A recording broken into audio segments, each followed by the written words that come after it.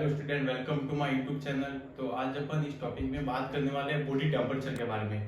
ठीक है, अपन इसमें बात करेंगे बॉडी बॉडी टेम्परेचर होता है क्या है, बॉडी टेम्परेचर की डेफिनेशन की बात करेंगे और mechanism of the body temperature जो कि heat production and heat loss होती है। तो हीट प्रोडक्शन क्या होता है, हीट लॉस क्या होता है, उसके ऊपर अपन बात करेंगे।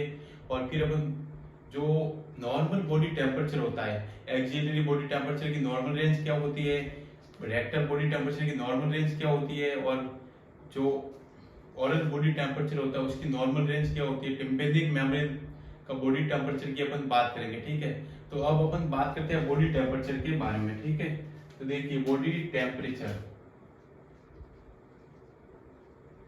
बॉडी टेम्परेचर तो बॉडी टेम्परेचर क्या होता है, एक वाइटल साइन है। तो अपने पास में वाइटल साइन कितने प्रकार के होते हैं, एक तो vital sign, taking vital sign जो कि एक तो टेम्परेचर होता है, पल्स होती है, रेस्पिरेशन होता है और ब्लड प्रेशर होता है। ठीक है, तो अपन फर्स्ट वाइटल साइन जो कि टेम्परेचर होता है उसकी अपन बात करते हैं। तो देखिए डेफिनेशन की अपन बात करें टेम्परेचर की, तो टेम्परेचर क्या होता है कि डिग्री ऑफ द हीट, क्या होता है, degree of heat maintain by the body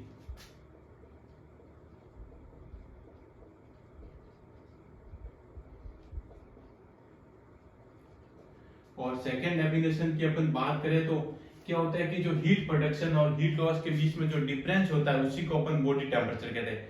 difference between the heat production and the heat loss is called the body temperature. ठीक है, तो देखिए जो डिफरेंस बिटवीन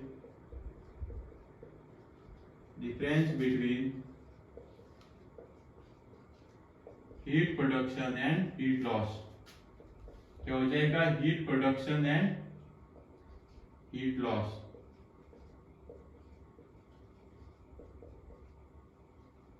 हीट लॉस, ठीक है। तो देखिए अपने पास में बॉडी टेम्परेचर क्या हो जाता है, body temperature, body temperature heat production minus heat loss is called body temperature. ये हो गया अपने पास में बॉडी टेम्परेचर।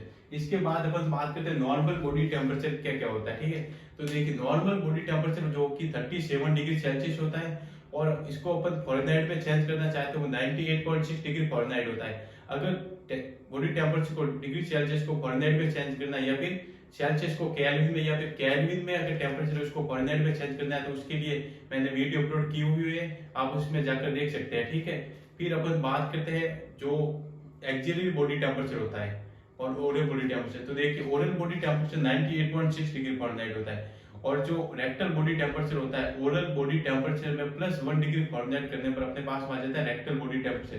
तो देखिए ओरल बॉडी टेम्परेचर 98.6, तो रेक्टल कितना हो जाएगा 99.6 डिग्री फ़ारेनहाइट और ओरल बॉडी टेम्परेचर में से -1 डिग्री फ़ारेनहाइट टेम्परेचर करने पर अपने पास आ जाता है एक्सिलरी बॉडी टेम्परेचर। तो अपने पास में एक्सिलरी बॉडी टेम्परेचर हो जाता है 97.6 डिग्री फ़ारेनहाइट। ठीक है, और टिम्पेनिक मेम्ब्रेन का जो टेम्परेचर होता है वो होता है 98.6 डिग्री फ़ारेनहाइट।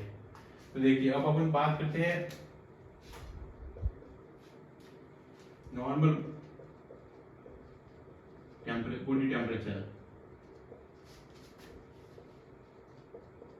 कितना होता है 98.6 डिग्री फ़ारेनहाइट या 37 डिग्री सेल्सियस। इसके बाद अपन बात करते हैं oral body temperature. Oral temperature अपने पास में 98.6 डिग्री फ़ारेनहाइट होता है और रेक्टल क्या होता है कि रेक्टम टेम्परेचर, रेक्टम टेम्परेचर अपने पास हो जाता है अगर ओरल बॉडी टेम्परेचर को +1 डिग्री फ़ारेनहाइट के अंदर अपने पास आ जाता है रेक्टल। तो ओरल +1 डिग्री फ़ारेनहाइट इक्वल कितना हो जाएगा 99.6 डिग्री फ़ारेनहाइट, 99.6 डिग्री फ़ारेनहाइट। और फिर अपन बात करते हैं एक्सिलरी।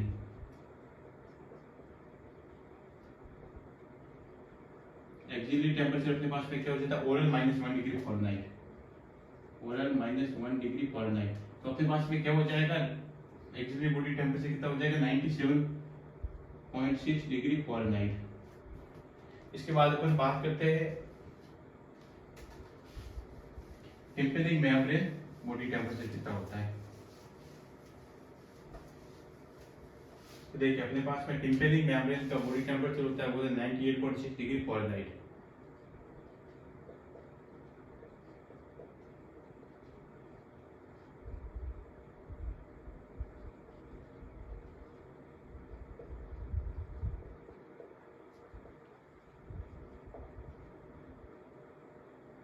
98.6 डिग्री फॉरेनहाइट होता है।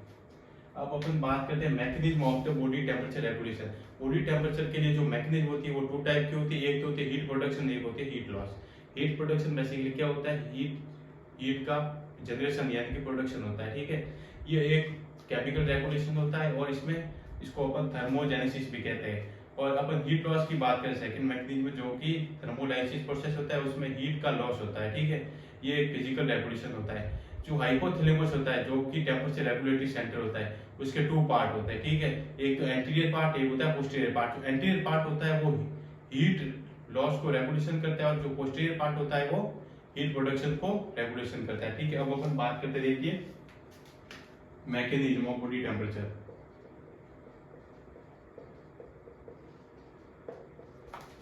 मैकेनिज्म ऑफ बॉडी टेम्परेचर देखिए अपने पास में फर्स्ट मैकेनिज्म कौन सी हो जाती है, हीट प्रोडक्शन।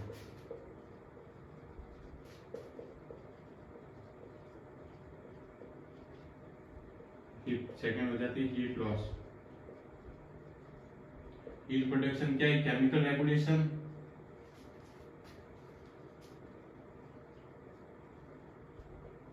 क्या हीट प्रोडक्शन है, केमिकल रेगुलेशन है, और ये हो गया अपने पास में फिजिकल रेगुलेशन।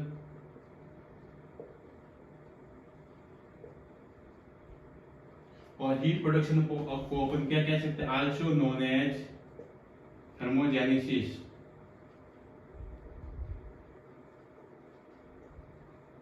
क्या कहते हैं, थर्मोजेनेसिस। और हीट लॉस को अपन कह सकते हैं आल्सो नोन एज थर्मोलाइसिस, ठीक है। इसके बाद अपन बात करने वाले हैं जो हाइपोथैलेमस होता है, यानी कि body temperature regulatory centre. Temperature regulatory centre,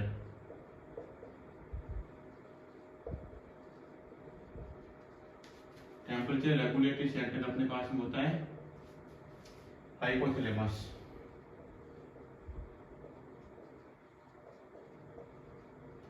hypothalamus basically two part होते हैं, ठीक है। Hypothalamus two part, anterior part और एक हो गया पोस्टीरियर पार्ट। एंटीरियर पार्ट होता है वो रिलेटेड होता है हीट लॉस,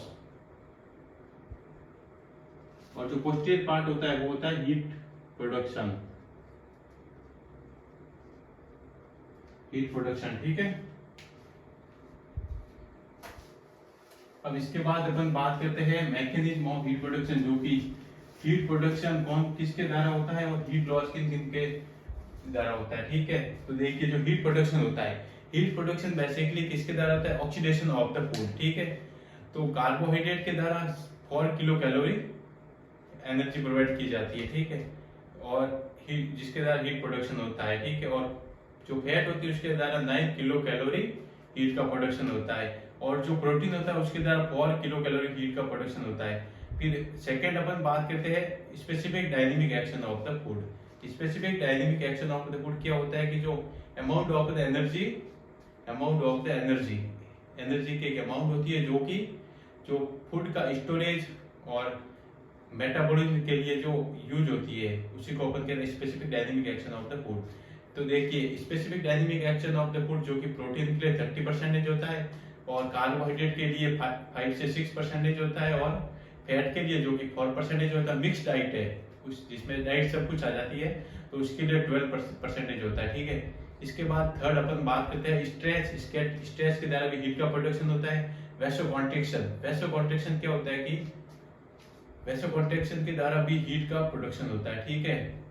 फिर अपन बात करते हैं जो हार्मोन्स होते हैं, हार्मोनल इफेक्ट जो कि थायराइड हार्मोन हो जाते हैं, thyroid hormone, T3 hormone, T4 hormone, oestrogen, इनके द्वारा भी हीट का प्रोडक्शन होता है। हॉट इन्वायरमेंट कंट्री के द्वारा भी हीट का प्रोडक्शन होता है, ठीक है।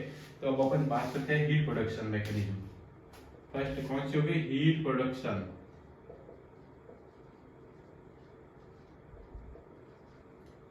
हीट प्रोडक्शन किन किन के द्वारा होता है। फर्स्ट अपन बात करते हैं हीट प्रोडक्शन क्या होता है, केमिकल रेगुलेशन, क्या हो गया, chemical regulation over posterior hypothalamus,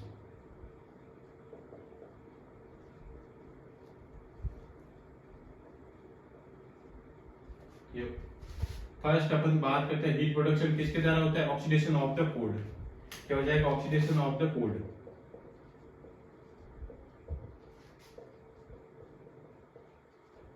तो देखिए ऑक्सीडेशन ऑफ द फूड में अपन बात करते हैं जो 1 किलो कैलोरी होता है, 1 किलो कैलोरी इक्वल किसके होता है, 4.18 किलो जूल के। ये अपन को याद रखना है कैलोरी को किलो जूल में चेंज करने के लिए, ठीक है। तो देखिए 1 gram of carbohydrate, 1 gram of carbohydrate के द्वारा कितना कैलोरी हीट का प्रोडक्शन होता है, 4 किलो कैलोरी हीट का प्रोडक्शन होता है। अगर अपन 4 किलो कैलोरी को जूल में चेंज करते हैं तो अपने पास में आता है 17 किलो जूल। कैसे चेंज करेंगे, 4 kilo calorie into 4.18 kilo joule, ये हो गया चेंज करने पर ये हो जाएगा 17 किलो जूल।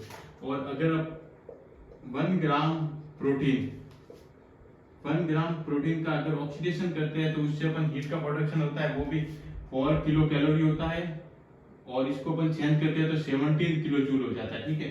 फिर अपन बात करते हैं 1 ग्राम ऑफ फैट। अगर 1 ग्राम फैट का अपन ऑक्सीडेशन करते हैं तो इससे 9 किलो कैलोरी हीट का प्रोडक्शन होता है। इसको चेंज करने पर जूल में अपने पास में होता है 38 kilo joule, 38 kilo joule energy, ठीक है। फिर अपन बात करते हैं main source of the energy. ये अपने पास में oxidation of the food complete हो जाता है ए। फिर अपन बात करते हैं बी। तो देखिए बी अपने पास में क्या होता है, specific dynamic action of food. Specific, इससे पहले अपन बात करते हैं main source of the heat production, main source of energy. Main source कौन सा होता है, फैट। और most available source of energy,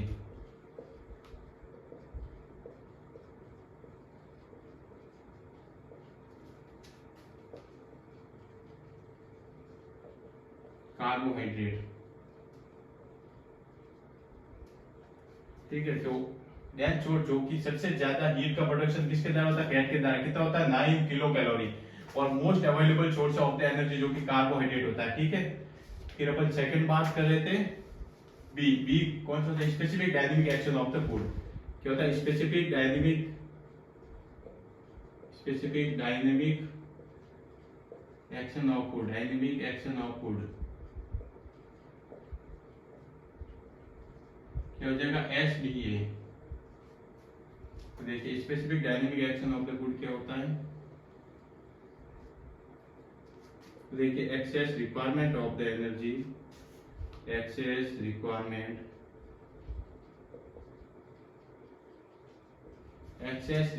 of the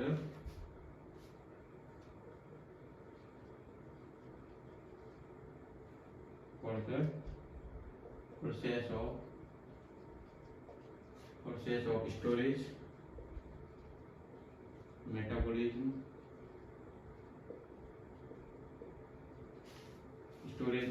of the food।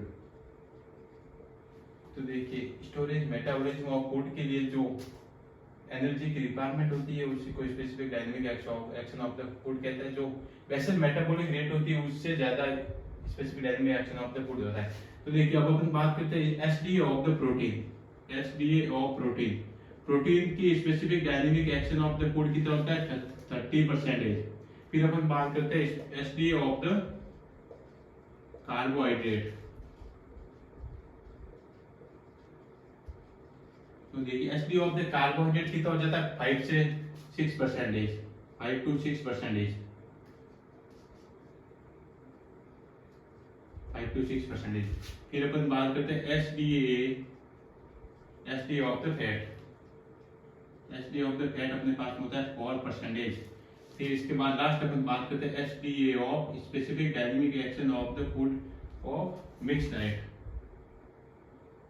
Mixed diet, अगर कोई भी मिक्स डाइट है जिसमें अपन को नाम पता नहीं है तो उसके लिए specific dynamic action of the food होता है 12%। कितना हो जाता है, 12%।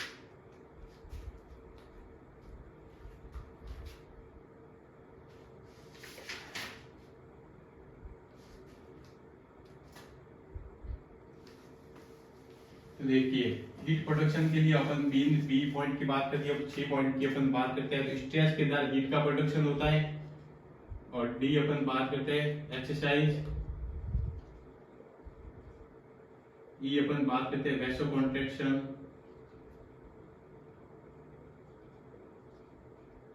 Vaso contraction. जब अपन बात करते हैं हार्मोनल इफेक्ट, हार्मोन, हार्मोन कौन से हो जाएंगे, थायराइड हार्मोन, थायराइड कौन से हो जाएंगे, T3 और T4 हार्मोन और एस्ट्रोजन। इसके द्वारा भी क्या होता है, हीट का प्रोडक्शन होता है। ई एफ और जी अपन बात करते हैं हॉट इन्वायरमेंट कंट्री, यानी कि हॉट इन्वायरमेंट कंट्री।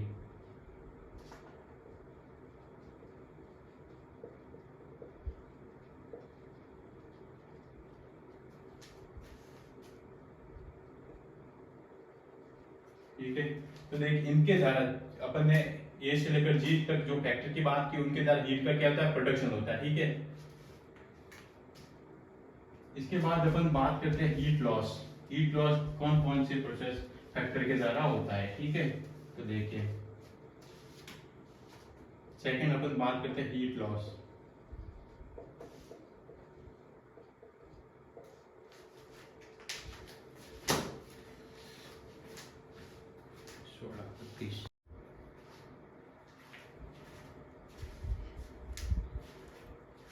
तो देखिए अब अपन बात करते हैं हीट लॉस के बारे में। ठीक है, तो देखिए हीट लॉस क्या होता है, फिजिकल रेगुलेशन होता है और एंटीरियर हाइपोथैलेमस के द्वारा रेगुलेशन होता है। ठीक है, तो हीट लॉस किन किन के द्वारा होता है, कौन से फैक्टर के द्वारा हीट लॉस होता है। ठीक है, तो फर्स्ट अपन बात करते हैं स्किन के द्वारा हीट लॉस। जो स्किन के द्वारा हीट लॉस की अपन बात करते हैं तो उसमें फर्स्ट होता है रेडिएशन।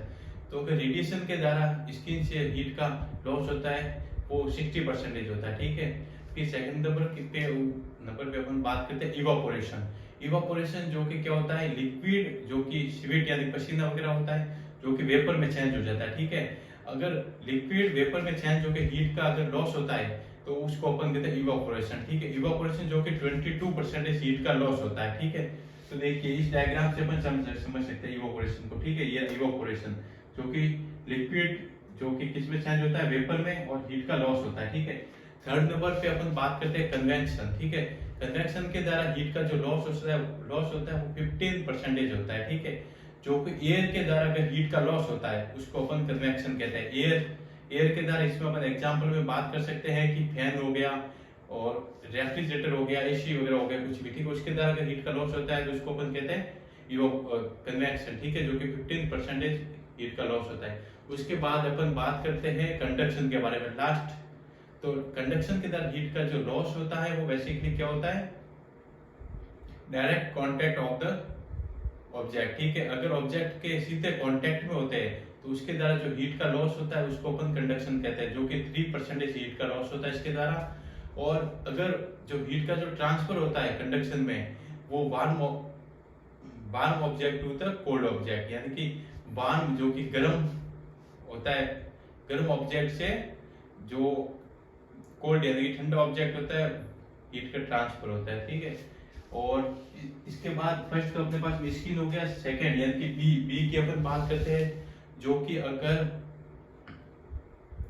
यूरिन के द्वारा हीट का लॉस होता है। ठीक है, और फोर्थ अपन बात करते हैं लंग्स के द्वारा हीट लॉस कैसे होता है। लंग्स के द्वारा हाइपर वेंटिलेशन होता है जिससे हीट का लॉस होता है। ठीक है, फिर अपन बात करते हैं इंटेस्टाइनल के द्वारा हीट का लॉस कैसे होगा, वो स्टूल फीचर्स के द्वारा होगा। ठीक है, तो देखिए अब अपन बात करते हैं स्किन के द्वारा हीट का लॉस। तो देखिए स्किन के द्वारा जो हीट का लॉस होता है वो उसमें अपने पास में फोर्थ मेथड होती है, एक तो रेडिएशन, सेकंड इवेपोरेशन। तो देखिए रेडिएशन क्या होता है कि जो रेडिएशन के द्वारा अगर ह्यूमन बॉडी से हीट का जो लॉस होता है उसको अपन रेडिएशन कहते हैं, जो कि 60% होता है। ठीक है, ये कोई व्यक्ति है जो कि कांटेक्ट है, डायरेक्ट कांटेक्ट विद ऑब्जेक्ट के सीधे कांटेक्ट में बैठा हुआ है, तो उसके द्वारा हीट के लॉस को समझते हैं। ठीक है, देखिए अगर रेडिएशन के द्वारा जो हीट का लॉस हो रहा है, रेडिएशन के द्वारा हीट का लॉस हो रहा है जो कि 60% होता है। और फिर अपन बात करते हैं सेकंड इवेपोरेशन, जो कि 22% हीट का लॉस होता है। अगर लिक्विड वेपर में चेंज हो जाता है, ये लिक्विड जो कि पसीना यानी कि स्वेट अगर वेपर में चेंज होता है और उसके द्वारा हीट का लॉस होता है उसको अपन इवेपोरेशन कहते हैं। और फिर थर्ड होता है अपने पास में कन्वेक्शन जो कि 15% हीट का लॉस होता है। और heat loss by the air, air के द्वारा हीट का लॉस होता है, ठीक है। फिर अपन बात करते हैं कंडक्शन, जो कि 3% हीट का लॉस होता है। तो देखिए ये कंडक्शन में, इसको अपन डायग्राम से समझते हैं, ये क्या है, direct contact to the object. तो ये व्यक्ति क्या है, ऑब्जेक्ट के सीधे कांटेक्ट में, जिसके द्वारा हीट का लॉस होता है, ठीक है। तो देखिए direct contact to the object, जो कि 3% हीट का लॉस होता है, ठीक है। फर्स्ट अपन इसी में बात करते हैं रेडिएशन। तो देखिए रेडिएशन के द्वारा हीट का लॉस, तो देखिए रेडिएशन के द्वारा हीट का लॉस 60% होता है। सेकंड अपन बात करते हैं इवापोरेशन। इवापोरेशन के द्वारा 22% हीट का लॉस होता है, ठीक है। तो इसमें क्या हो जाएगा, लिक्विड जो कि किसमें चेंज हो जाएगा, वेपर में, और हीट का लॉस होता है, ठीक है। इसमें अपन बात कर सकते हैं स्वेट यानी पसीना। तो अपन हीट के लॉस को कंट्रोल करने के लिए इवापोरेशन में क्या करते हैं, ब्लैंकेट से पेशेंट को ढक देते हैं, जिससे हीट का लॉस नहीं होता है, ठीक है। थर्ड अपन बात करते हैं इसी में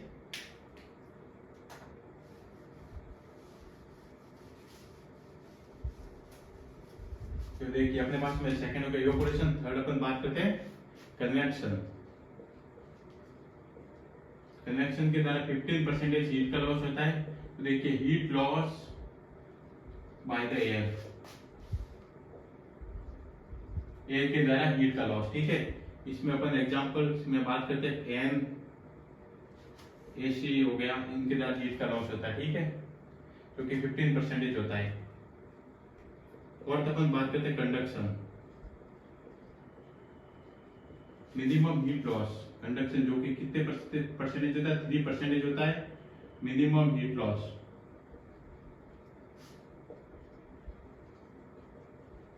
तो देखिए इसमें अपन बात करते हैं कि मिनिमम हीट लॉस हो जाता है, और direct contact to the object, direct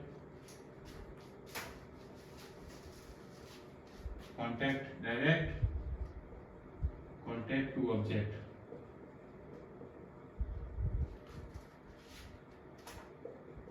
इसमें एग्जांपल हो जाता है कोल्ड स्पंजिंग। कोल्ड स्पंजिंग में हीट का ट्रांसफर कैसे होगा, one to the cold object, ठीक है। ये अपने पास में कंप्लीट हो गए हीट लॉस, किसके द्वारा, स्किन के द्वारा हीट लॉस। तो अपन बी बात करते हैं, फिर ए तो अपने पास में हो गया हीट लॉस स्किन के द्वारा, और बी अपने पास में हो जाएगा लंग्स के द्वारा हीट लॉस। लंग्स के द्वारा हीट लॉस कैसे होता है, हाइपर वेंटिलेशन।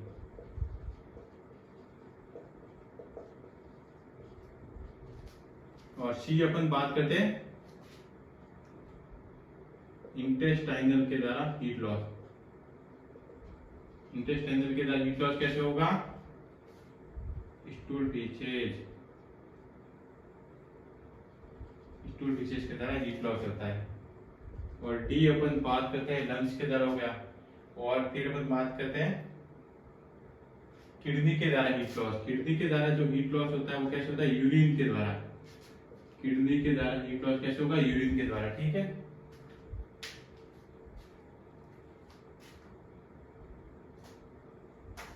देखिए अपने पास में हीट लॉस कंप्लीट हो जाता है, ये हो गया अपने पास में हीट लॉस कंप्लीट। इसके बाद अपन बात करते हैं type of the body temperature. Body temperature कितने प्रकार के होते हैं, तो देखिए बॉडी टेम्परेचर अपने पास में बेसिकली 2 टाइप के होते हैं, ठीक है। एक तो कोर बॉडी टेम्परेचर, और सेकंड होता है अपने पास में surface body temperature. Core body temperature क्या होता है कि इंटरनल बॉडी टेम्परेचर होता है, यानी कि डीप टिश्यू बॉडी टेम्परेचर, जो कि किसमें होता है, तो इसोफेगस, टिम्पैनिक मेम्ब्रेन हो गया, और यूरिनरी ब्लैडर का जो टेम्परेचर होता है वो, और रेक्टम का जो बॉडी टेम्परेचर होता है वो अपने पास में होता है कोर बॉडी टेम्परेचर, ठीक है। फिर अपन बात करते हैं सरफेस बॉडी टेम्परेचर, जो कि एक्सटर्नल बॉडी टेम्परेचर होता है, जो कि माउथ, ग्रैन और एक्सिलरी बॉडी टेम्परेचर होता है, वो सरफेस बॉडी टेम्परेचर होता है, ठीक है। जो कोर बॉडी टेम्परेचर की जो एक्यूरेट साइड होती है वो पल्मोनरी आर्टरी होती है, और core body temperature side for the brain temperature वो होती है अपने पास में टिम्पैनिक मेम्ब्रेन, ठीक है। तो देखिए अपन बात करते हैं type of body temperature.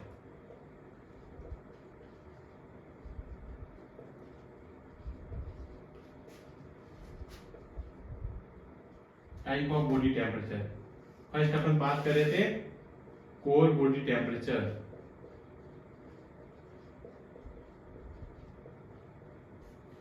Core body temperature. तो देखिए कोर बॉडी टेम्परेचर क्या होता है, डीप टिश्यू बॉडी टेम्परेचर होता है ये। तो देखिए इंटरनल टेम्परेचर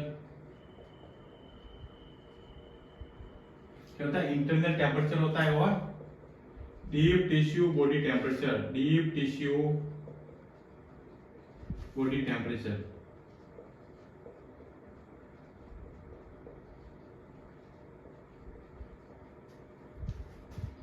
और ये किन किन में होता है कोर बॉडी टेम्परेचर? फर्स्ट अपन बात करते हैं रेक्टम में, टिम्पेनिक मेम्ब्रेन में। क्या होता है, टिम्पेनिक मेम्ब्रेन, यूरिनरी ब्लैडर हो गया, इसोफेगस हो गया,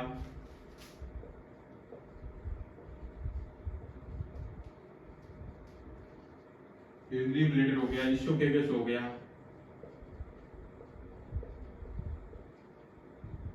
इसके लिए क्या होता है, कोर बॉडी टेम्परेचर होता है। ठीक है, इसके बाद अपन बात करते हैं मोस्ट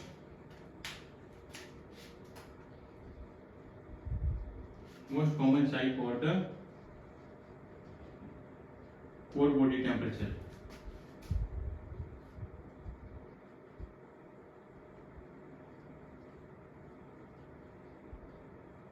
क्या होती है, पल्मोनरी आर्टरी।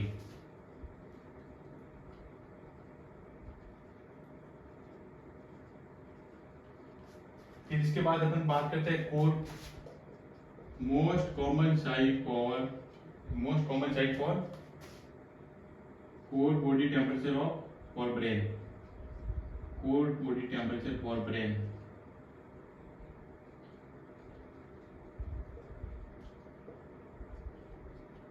तो ब्रेन के लिए क्या होती है, tympanic membrane,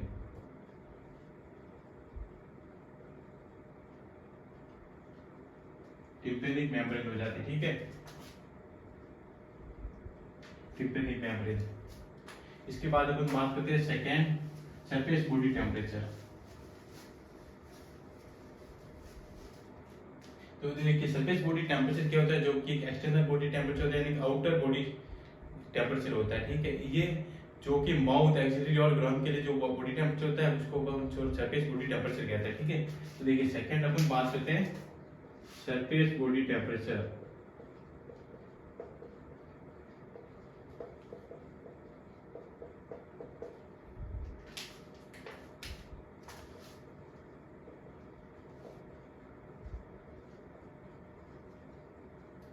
surface body temperature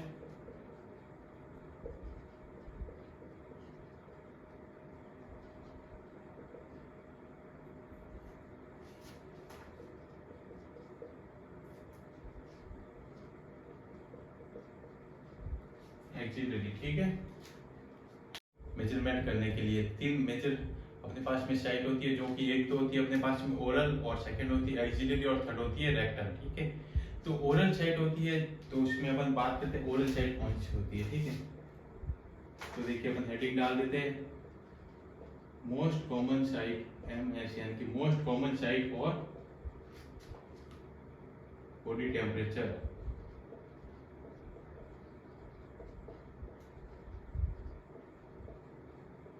body temperature के लिए मोस्ट कॉमन साइट कौन कौन सी होती है। ठीक है, तो देखिए अपन फर्स्ट बात कर रहे हैं oral body temperature, oral site. तो देखिए ओरल साइट बेसिकली क्या होती है कि इसमें ये most common site for the taking blood pressure, body temperature. ठीक है, इसमें रीडिंग टाइम होता है वो 3 से 5 मिनट होता है, और ये कॉन्ट्राइंडिकेशन जो कि सीजर हो गया, कफ है, शॉर्टनेस ऑफ ब्रीथिंग हो गई, ऑक्सीजन थेरेपी हो गई, और डिस्पीनिया हो गया, और जो शॉक कंफ्यूजन है, उसमें अपन ओरल बॉडी टेम्परेचर के द्वारा बॉडी का जो टेम्परेचर मेजरमेंट नहीं कर सकते। ठीक है, तो देखिए जो ओरल बॉडी टेम्परेचर होता है मोस्ट कॉमन मेथड,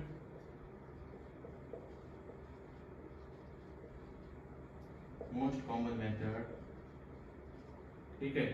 फिर अपन बात करते हैं रीडिंग टाइम, जो कि 3 से 5 मिनट होता है।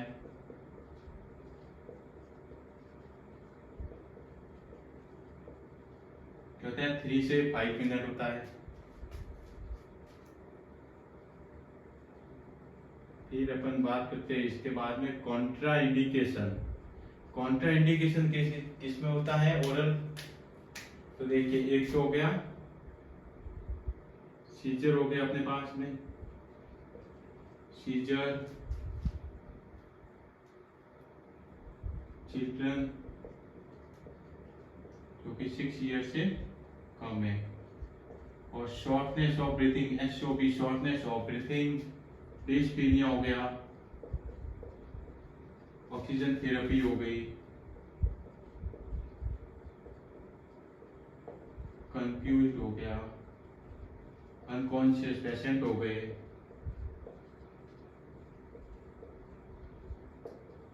तो देखिए ये इन सभी में जो कि ओरल साइड के द्वारा अपन बॉडी टेम्परेचर को मेजरमेंट नहीं कर सकते, ठीक है। सीजर हो गया चिल्ड्रन 6 ईयर, क्या है 6 ईयर से कम चिल्ड्रन है उसमें अपन, और shortness of breathing, dyspnoea, oxygen therapy, confuse और अनकॉन्शियस पेशेंट हो गया, इनमें अपन ओरल साइड के द्वारा बॉडी का टेम्परेचर मेजरमेंट नहीं कर सकते, ठीक है। सेकंड अपन बात करते हैं एक्सिलरी साइड के बारे में, ठीक है। एक्सिला के द्वारा अपन जो बॉडी का टेम्परेचर मेजरमेंट करते हैं, सेकंड कौन सी हो जाएगी? एक्सिला। तो देखिए सेकंड अपन बात करते हैं रेक्टल साइड के बारे में, ठीक है। तो देखिए रेक्टल क्या होती है? मोस्ट एक्यूरेट मेथड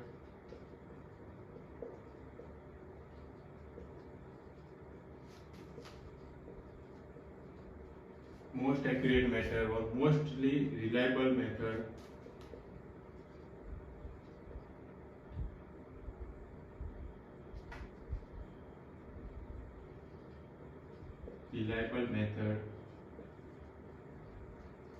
और जो रेक्टल होता है वो कॉमनली इन द चिल्ड्रन में सबसे ज्यादा यूज किया जाता है इस साइड का, ठीक है, जो कि जिसके द्वारा बॉडी के टेम्परेचर को अपन मेजरमेंट करते हैं। जो इंसर्जन के लिए अपन जो पोजीशन होती है रेक्टल टेम्परेचर के लिए वो होती है लेफ्ट लेटर या लेफ्ट शिम पोजीशन, ठीक है। और जो इंसर्जन लेंथ होती है रेक्टल के लिए तो वो होती है, जो इन्फेंट होते हैं वो उनमें 0.5 इंच होती है, और जो अपने पास में एडल्ट हो जाते हैं उनमें चिल्ड्रन में अपने पास हो जाती है 1 इंच, और जो एडल्ट होते हैं उनको होती है 1.5 इंच, ठीक है। तो देखिए अब अपन बात करते हैं मोस्ट रिलायबल मेथड पोजीशन की अपन बात करते हैं। रीडिंग टाइम वही 3 मिनट होता है,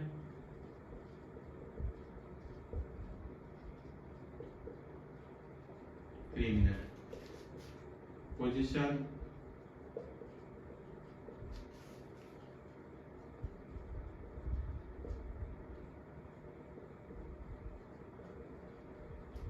फिर अपन बात करते हैं इंसर्जन लेंथ।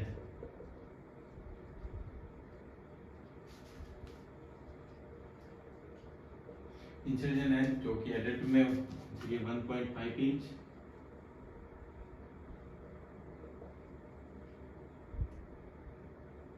चिल्ड्रन में हो जाती है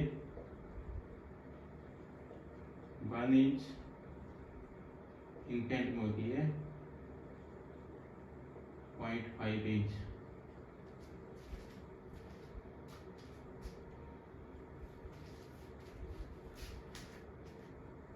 तो देखिए कॉन्ट्राइंडिकेशन रेक्टल, जो कि कॉन्ट्राइंडिकेशन किस में होते हैं, किन कौन सी कंडीशन होती है जिसमें अपन रेक्टल के द्वारा अपन टेम्परेचर मेजरमेंट नहीं कर सकते? एक तो ब्रेडिकार्डिया हो गया, डायरिया हो गया, ब्लीडिंग डिसऑर्डर,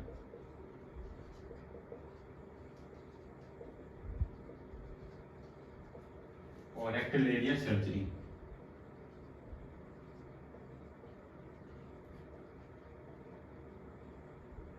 अगर देखिए ब्रेडिकार्डिया है जिसमें क्या होता है हार्ट बीट कम हो जाती है, ठीक है, और diarrhoea, bleeding disorder, rectal area surgery, उसके लिए अपन रेक्टल साइड के द्वारा बॉडी के टेम्परेचर को मेजरमेंट नहीं कर सकते, ठीक है। तो उसके बाद अपन जो या तो फिर एक्सिलरी टेम्परेचर साइड के द्वारा अपन बॉडी के टेम्परेचर को मेजरमेंट करते हैं, या फिर ओरल साइड के द्वारा अपन बॉडी टेम्परेचर को मेजरमेंट करते हैं, ठीक है।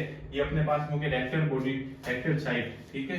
थर्ड अपन बात करते हैं एक्सिला साइड के द्वारा बॉडी के टेम्परेचर को कैसे मेजरमेंट करते हैं। थर्ड कौन सी साइट हो जाती है? Axilla.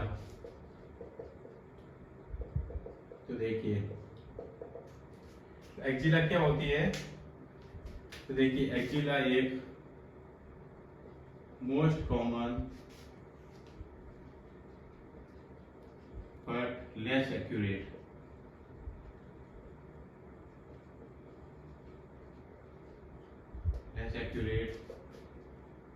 mostly commonly in the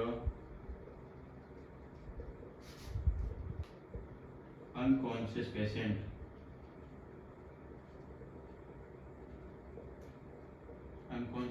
पे सबसे ज्यादा होती है। ठीक है, तो देखिए अब अपन बात करते हैं एक्जिला के मोस्ट कन्वीनियंट मेथड है।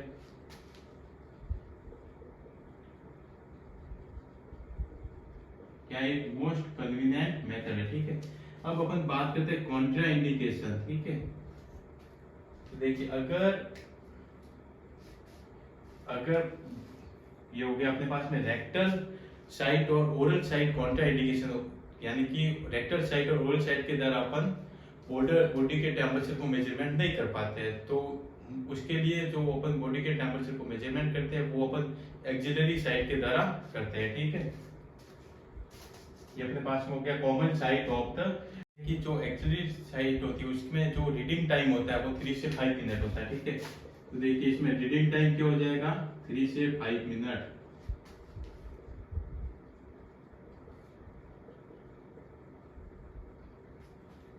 क्या हो जाएगा? 3 से 5 मिनट। इसके बाद अपन बात करते हैं assessment of the body temperature. Assessment of the body temperature 2 type से होता है। फर्स्ट होता है अपने पास में फिजिकल एग्जामिनेशन के द्वारा अपन बॉडी टेम्परेचर को असेसमेंट करते हैं। ठीक है, सेकंड होता है थर्मामीटर के द्वारा। ठीक है, तो थर्मामीटर को अपन अगले लेक्चर में बात करते हैं। ठीक है, तो देखिए assessment of the body temperature जो कि अपने 2 टाइप से होते हैं। एक तो फिजिकल एग्जामिनेशन के द्वारा, सेकंड होता है टेम्परेचर थर्मामीटर के द्वारा।